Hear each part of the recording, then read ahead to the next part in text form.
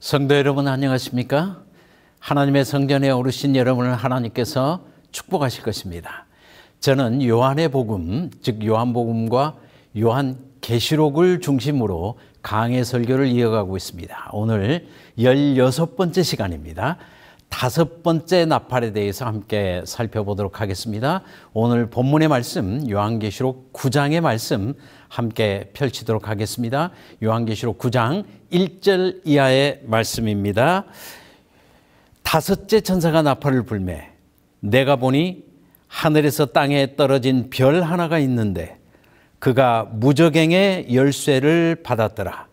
그가 무저갱을 여니 그 구멍에서 큰 화덕의 연기 같은 연기가 올라오매 해와 공기가 그 구멍의 연기로 말미암아 어두워지며 라고 했습니다. 다섯째 천사가 하늘 성전에서 나팔을 불었습니다.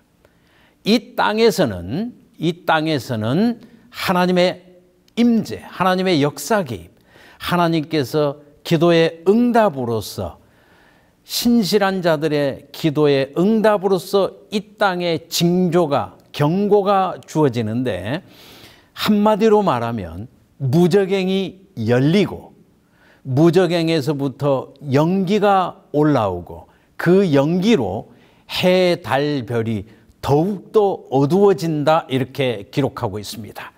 넷째 나팔에서 해, 달, 별이 이미 어두워졌습니다. 이것은 마지막 때에 가장 뚜렷한 징조였습니다. 넷째 나팔에서 어두워진 해, 달, 별이 다섯째 나팔에서 더욱더 어두워지는 것입니다. 왜냐하면 무저갱에서부터 연기가 올라왔기 때문에 그렇습니다. 그렇다면 우리는 먼저 무저갱이 무엇을 의미하는지 살펴보도록 하겠습니다.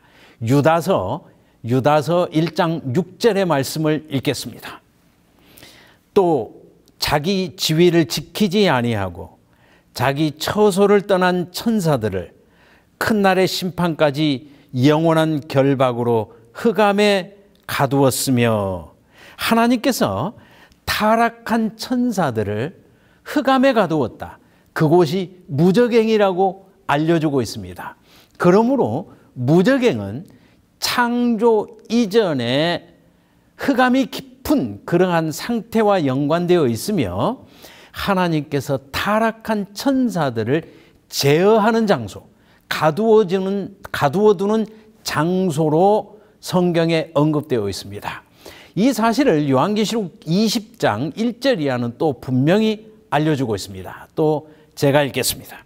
요한계시록 20장 1절 이하 말씀에 또 내가 보매 천사가 무저갱의 열쇠와 큰 쇠사슬을 그의 손에 가지고 하늘로부터 내려와서 용을 잡으니 곧 옛 뱀이요 마귀요 사탄이라 잡아서 1000년 동안 결박하여 무저갱에 던져넣어 잠그고 그 위에 임봉하여 1000년이 차도록 다시는 만국을 미혹하지 못하게 하였는데 그 후에는 반드시 잠깐 놓이리라.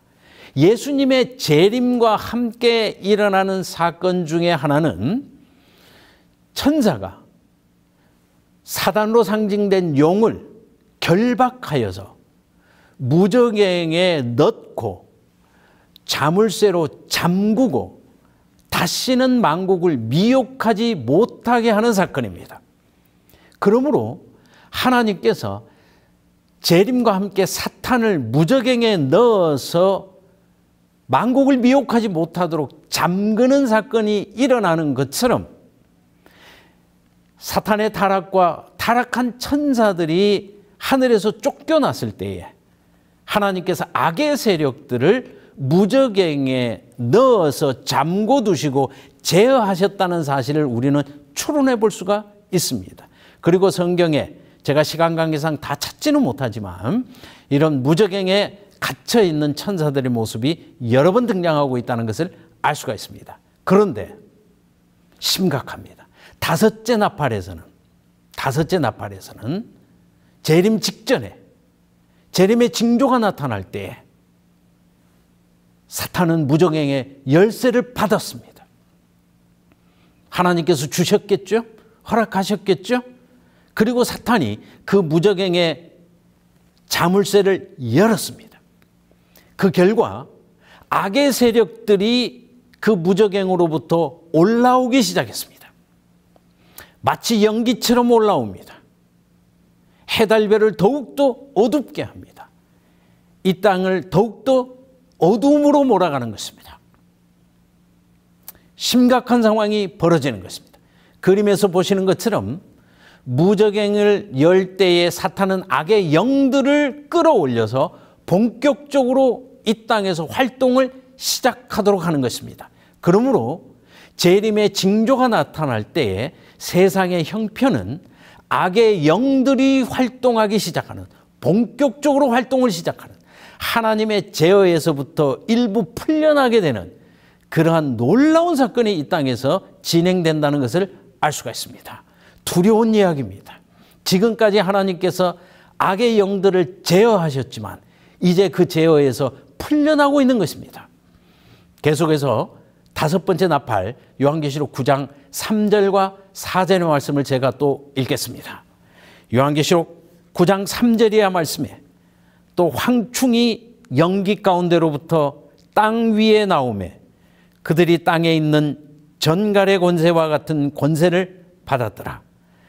그들에게 이르시되 땅의 풀이나 푸른 것이나 각종 수목은 해하지 말고 오직 이마에 하나님의 인침을 받지 아니한 사람들만 해하라 하시더라. 이 무저갱의 연기 가운데서 황충 메뚜기가 올라오는 것입니다. 그런데 올라올 때는 메뚜기처럼 올라오지만 그들이 활동할 때는 정갈처럼 활동하는 것입니다. 무서운 것입니다. 그 권세가 대단하다는 것입니다. 이 장면은 요엘서를 인용한 것입니다. 요엘서에 비슷한 장면이 아주 길게 설명되어 있습니다. 메뚜기 떼들이 이스라엘의 모든 것을 황폐하게 만드는 것입니다. 심지어는 예배드릴 수 없도록 하나님의 제사에 사용되는 모든 양식까지 메뚜기들이 다 먹어서 없애버리는 것입니다. 더 이상 예배, 제사하기가 힘들어지는 상황을 요엘서는 경고하고 있습니다. 이 사건이 지금 무저갱의 연기 가운데서 황충이 올라와서 이 땅을 황폐하게 만드는 그러한 사건으로 다섯 번째 나팔에서 인용되고 있다는 것을 알 수가 있습니다. 그러므로 사탄은 무저갱의 문을 열었습니다. 악의 세력들이 활동을 시작하는데 마치 메뚜기 군대처럼 활동을 시작했습니다. 땅을 황폐하게 만드는 것입니다. 이마에 하나님의 인을 받지 아니한 이 땅의 많은 사람들이 곤고한 가운데 괴로움을 당하고 있는 그러한 모습입니다. 계속해서 요한계시록 9장 5절 이하의 말씀 또 읽겠습니다. 그러나 그들을 죽이지는 못하게 하시고 5달 동안 괴롭게만 하게 하시는데 그 괴롭게 함은 정갈이 사람을 쏠 때 괴롭게 함과 같더라. 그날에는 사람들이 죽기를 구하여도 죽지 못하고 죽고 싶으나 죽음이 그들을 피하리로다. 무저갱이 열렸습니다. 연기가 하늘의 빛을 가립니다. 영적으로 이 땅에서 하나님의 복음이 점점 힘을 잃어가는 것입니다. 세상의 많은 사람들이 넷째 나팔의 분위기 가운데서 인본주의, 세속주의로 물들어가고 있습니다. 마귀의 군대들은 황충 군대처럼 활동하면서 사람들을 그 정갈이 쏘는 것처럼 사람들을 괴롭히고 있습니다. 사람들은 5달 동안 괴롭힘을 받고 있습니다. 그들은 죽기를 원하지만 죽음이 그들을 피해가는 극심한 환난과 고통을 당하고 있습니다. 여기 5달 동안 괴롭힘을 당한다고 했습니다. 성경에 유일하게 5달이 언급되는 것은 노아 홍수 때입니다. 창세기 7장 11절과 24절의 말씀을 제가 읽겠습니다. 노아가 600세 되던 해 둘째 달 곧 그 달 11의 날이라. 그날에 큰 기품의 샘이 터지며 하늘의 창문들이 열려 24절 물이 150일을 땅에 넘쳤더라. 성경에서 한 달은 30일입니다. 150일 동안 이 땅이 노아 홍수의 그 처참한 황폐한 가운데서 하나님의 심판을 받고 있었습니다. 하나님의 경고를 받고 있었습니다. 지금 이 땅에서 가장 어둡고 가장 황폐하고 가장 절망적이었던 상황, 노아 홍수 때의 그 절망적인 황폐함, 이 5달을 5번째 나팔은 인용하고 있습니다. 이 땅에서 사탄의 군대가 하나님의 복음을 알지 못하고 입맞지 못한 사람을 괴롭히는데 5달 동안 정갈이 사람을 괴롭히는 것처럼 그렇게 괴롭힌다고 이야기해 주고 있습니다. 요한계시록 9장 7절 이하의 말씀을 계속 읽고 설명을 이어가겠습니다. 황충들의 모양은 전쟁을 위하여 준비한 말들 같고 그 머리에 금 같은 관 비슷한 것을 썼으며 그 얼굴은 사람의 얼굴 같고 또 여자의 머리털 같은 머리털이 있고 그 이빨은 사자의 이빨 같으며. 여기 황충을 군대로 설명하고 있습니다. 그런데 잘 훈련된 말들처럼 전쟁을 위해서 준비되었다고 했습니다. 그림에 보시는 것처럼 이 황충은 아주 특이한 모습을 가지고 있습니다. 사람의 얼굴 같고 그 머리에 금 같은 관 비슷한 것을 썼습니다. 금관을 썼다는 것은 승리했다는 것과 권세를 가졌다는 것을 보여주고 있습니다. 그러므로 이 황충 군대는 이 영적인 전쟁에서 승리하고 있는 것입니다. 하나님의 인을 맞지 아니한 사람들을 다 자기 편으로 전리품으로 미혹하고 있는 것입니다. 얼굴은 사람의 얼굴 같다고 했습니다. 하나님의 4생물 중에 한 생물이 사람의 얼굴 같습니다. 대단한 권세와 대단한 지략을 가지고 있습니다. 여자의 머리털 같은 머리털이 있다고 했습니다. 구약에서 군대 중에 여자의 머리털 같은 머리를 가진 헌신된 군대는 나시린입니다. 구약의 이스라엘 백성 중에 하나님께 헌신한 하나님의 나시린은 그 머리에 삭도를 대지 않았습니다. 이 사탄의 군대들이 얼마나 사탄에게 헌신적인가 하는 것을 보여주고 있습니다. 이빨은 사자의 이빨 같다고 했습니다. 들짐승 중에 최고의 권세는 사자가 가지고 있습니다. 그 사자의 이빨 같은 이빨을 가지고 있다고 했습니다. 그러므로 이 무저갱에서부터 올라온 사단의 군대들은 입맞지 아니한 자들을 사로잡고 승리하고 있으며 그 권세가 대단한 권세로 진행되고 있다는 것을 보여주고 있습니다. 계속해서 본문의 말씀, 요한계시록 9장 9절 이하의 말씀을 또 읽겠습니다. 또 철 호심경 같은 호심경이 있고 그 날개들의 소리는 병거와 많은 말들이 전쟁터로 달려 들어가는 소리 같으며 또 전갈과 같은 꼬리와 쏘는 살이 있어 그 꼬리에는 5달 동안 사람들을 해하는 권세가 있더라 라고 했습니다. 이 전갈은 군대처럼 조직되어 있습니다. 전쟁을 위해서 나아가고 있습니다. 철 호심경 같은 호심경이 있습니다. 에베소 6장에는 믿음의 백성들은 철 흉배, 믿음의 흉배를 가지고 있어야 된다고 했습니다. 방패를 가지고 있고 이 호심경을 가지고 있습니다. 하나님의 백성이 이러한 방어 장비를 가지고 있는 것처럼 이 사탄의 군대도 하나님의 신실한 백성을 그대로 닮아 있습니다. 그들은 철 흉배를 붙이고 있습니다. 완벽한 군대로 활동하고 있다는 것을 알 수가 있습니다. 그런데 너무나 두려운 것은 그들에게 꼬리가 있습니다. 꼬리로 사람들을 괴롭히는 것입니다. 꼬리가 무엇인지 이사야 9장 14절 이하의 말씀을 통해서 살펴보도록 하겠습니다.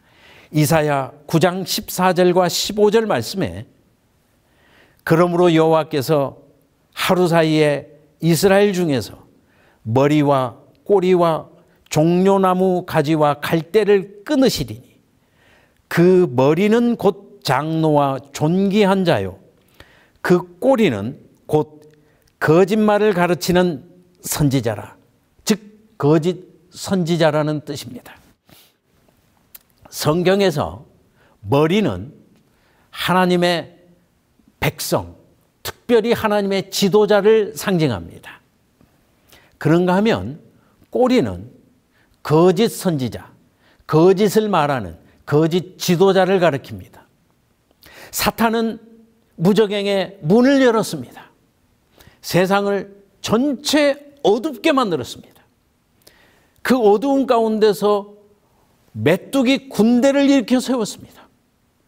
그 군대는 잘 훈련된 말들처럼 전장터로 달려가고 있습니다. 그런데 이 말들에는, 이 황충들에게는 꼬리가 있습니다. 이 꼬리에서는 정갈처럼 쏘는 독이 있습니다. 사람들을 그 꼬리로 괴롭힙니다. 꼬리에는 독이 쏠 때의 그 침이 있습니다. 그것으로 사람을 치고 사람을 괴롭히는 것입니다. 5달 동안 사람들이 극심한 어려움을 당합니다. 그런데 이 꼬리는 거짓 선지자를 가리킨다고 이야기하고 있습니다. 하나님의 신실한 백성이 세천사의 기별을 전하는 것처럼 사탄도 이 거짓 기별로 사람을 괴롭히는 것입니다. 넷째 천사의 나팔에서 살펴보신 것처럼 세상 역사 마지막에 사탄은 인본주의라는 사상을 통해서 세상을 어둡게 만드는 것입니다. 하나님의 말씀을 대신해서 인본주의 사상, 타락한 사상을 통하여서, 타락한 종교를 통하여서 세상을 미혹하는 것입니다. 그 모습을 꼬리를 통하여서 사람을 괴롭힌다 이렇게 알려주고 있습니다. 그런데 이들에게는 지도자가 있고 왕들이 있는데 그 지도자의 이름이 공개되어 있습니다. 9장 11절의 말씀 제가 또 읽겠습니다. 요한계시록 9장 11절 말씀에 그들에게 왕들이 있으니 무저갱의 사자라. 히브리어로는 그 이름이 아바돈이요 헬라어로는 그 이름이 아볼론이더라. 이 황충 군대에 대장이 있습니다. 왕이 있습니다. 그 왕은 그 이름이 파괴자라는 이름인데 히브리어와 헬라어로 각각 소개되고 있습니다. 그들의 왕의 이름은 파괴자입니다. 그들은 승리하고 있습니다. 저희는 이제 5째 나팔에 대한 본문을 다 읽었습니다. 이것이 무엇을 의미하는가? 이 마지막 때에 영적 세력이 활동하는 이 시기에 대해서 성경은 무엇이라 이야기하며 특별히 예언의 신은 이 사실을 어떻게 이야기하는가? 이제 제가 차근차근 설명을 드리도록 하겠습니다. 먼저 각 시대의 대쟁투 553쪽의 말씀을 제가 읽겠습니다.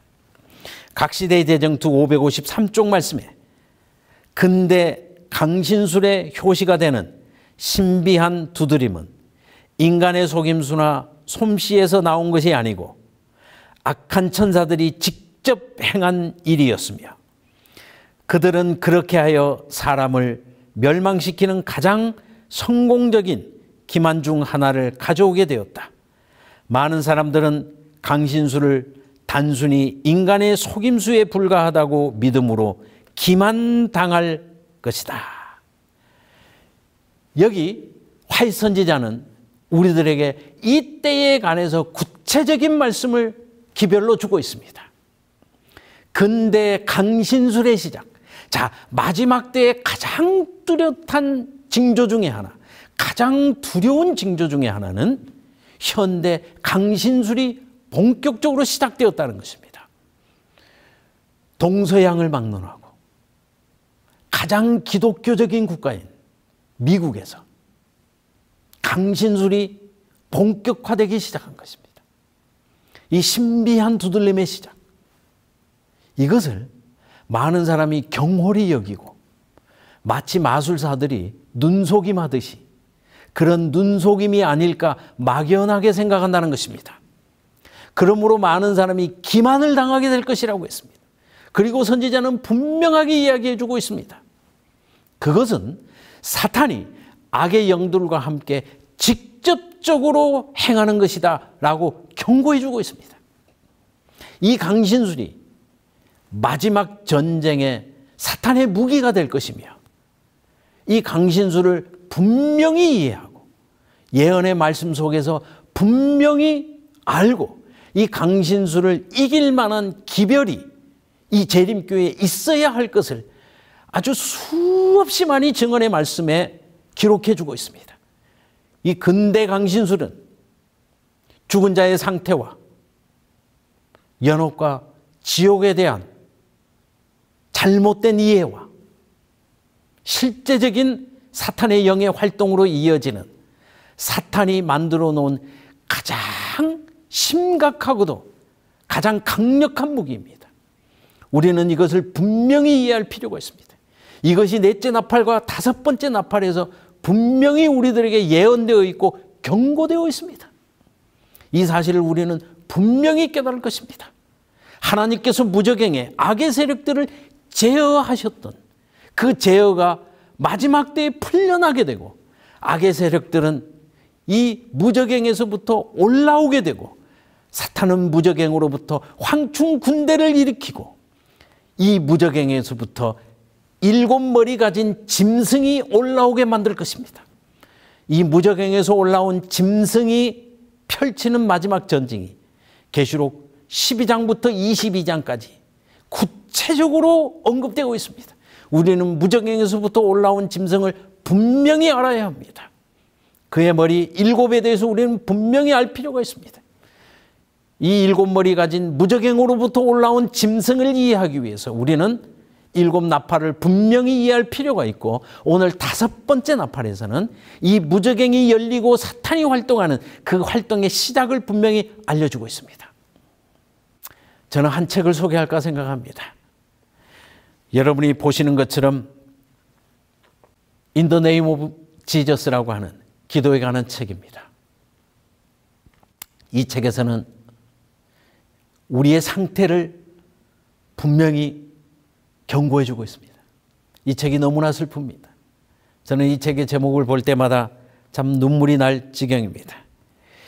이 책은 우리의 상태를 알려주고 있는데요. 이 책의 저자는 크로젯이라는 유명한 우리 미국의 삼육대학의 교수를 역임했고, 지회에서 행정을 했고, 일선목교에서는 큰 부흥을 가져왔던 재림교회의 유명한 목회자이자 신학자이자 행정가입니다.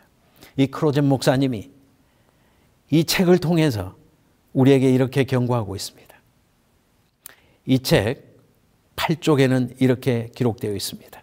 아직 번역은 되지 않았지만 제가 제 번역으로 읽어보겠습니다.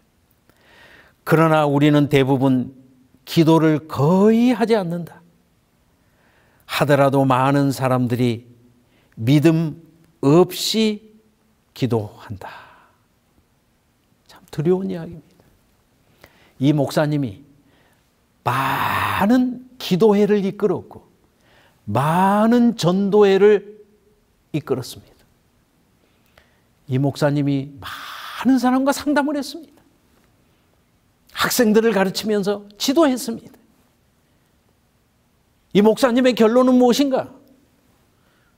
재림교인들이 거의 기도하지 않는다는 것입니다.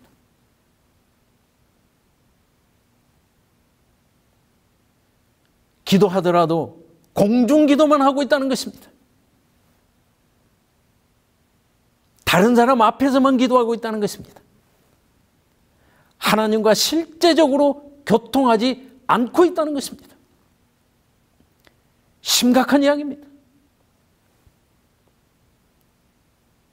목사님이 여러 경로로 살펴본 비교적 정확한 통계입니다.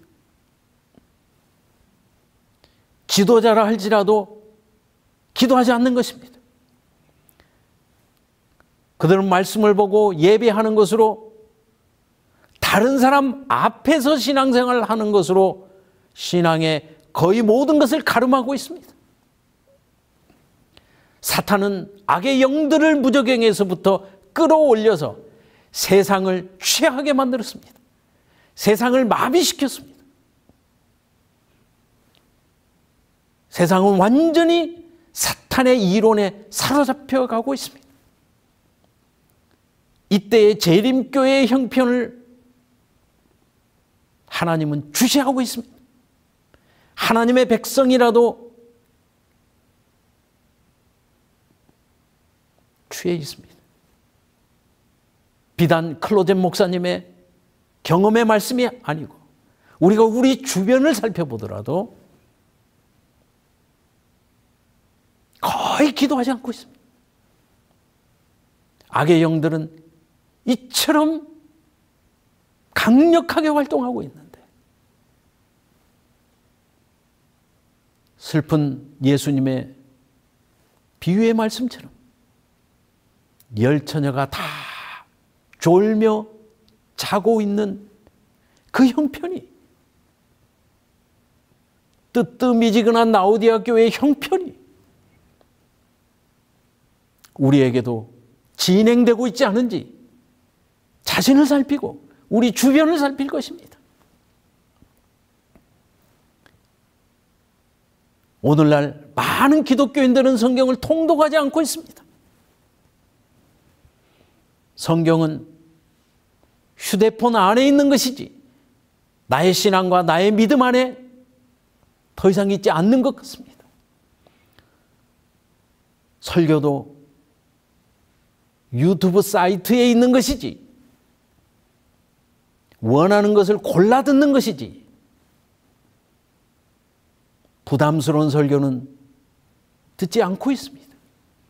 부담스러운 말씀은 읽지 않고 있습니다. 어려운 말씀은 건너뛰고 있습니다.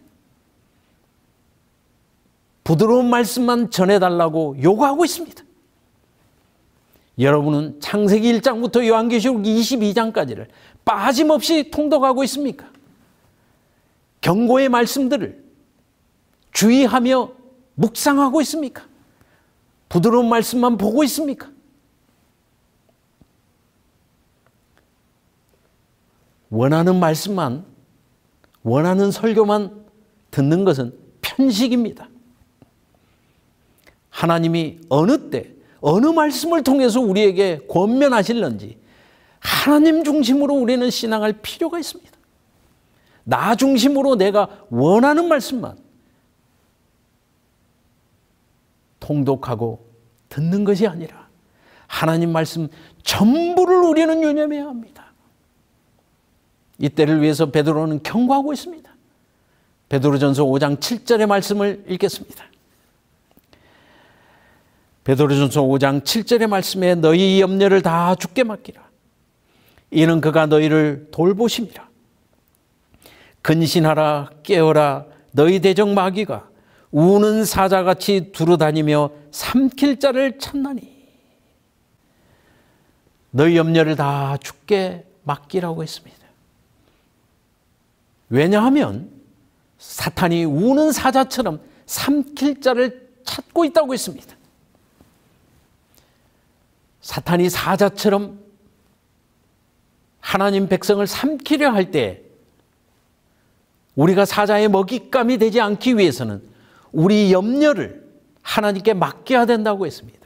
우리의 근심과 염려를 통하여서 그것을 발판으로 사탄은 우리를 삼키겠다고 경고하고 있습니다. 세상에 많은 사람들이 세상의 염려 때문에 사탄에게 끌려가고 있습니다. 근심과 고민 때문에 사탄의 시험에 끌려가고 있습니다. 그러나 우리는 깨어서 염려를 다 하나님께 맡기라고 베드로는 권고하고 있습니다. 이것은 다 이방인들이 구하는 것이라고 했습니다. 한 장로님께서 이런 설교를 하셨습니다. 성령 받은 증거는, 하나님과 동행한다는 증거는 흔들림이 없는 상태, 어느 경우에서라도 어떤 상황에서라도 염려하지 않고 하나님 앞에 안연히 거하는 상태가 유지되는 것이라고 했습니다. 여러분은 하나님과 산 믿음 가운데서 교통하고 있습니까? 세상의 모든 염려 가운데 흔들림 없이 안연히 거하고 있습니까? 세상의 도전 가운데서 시험을 받지 않고 있습니까? 마태복음 6장에서도 그러므로 염려하여 이르는 많은 구하는 것들이 이방인의 염려라고 했습니다. 사탄이 무저갱을 열고 세상의 많은 염려와 세상의 바쁜 일들로 세상을 사로잡아가고 있습니다. 우리 주변이 얼마나 빨리 움직이고 있는지 우리는 알고 있습니다. 돌아서면 염려할 일이 세상에 널려 있습니다. 이럴 때 우리는 하늘을 바라보고 말씀에 집중하고 기도를 하나님과 교통함으로 사탄의 시험을 이기라고 성경은 권면하고 있습니다. 우리 시기에 사탄의 본격적인 활동이 이미 우리 주변에서 이루어지고 있다는 것을 우리는 감지하며 살아가고 있습니다. 이때 우리가 염려를 다 하나님께 맡기고 하나님과 교통함으로 밝은 빛 가운데서 끝까지 승리하는 하나님의 남은 무리로 살아남는 자들로 신실히 서시는 우리 모두가 되기를 간절히 바랍니다. 말씀 위에 믿음을 세우는 여러분 모두를 하나님이 능력으로 축복하실 것입니다. 감사합니다.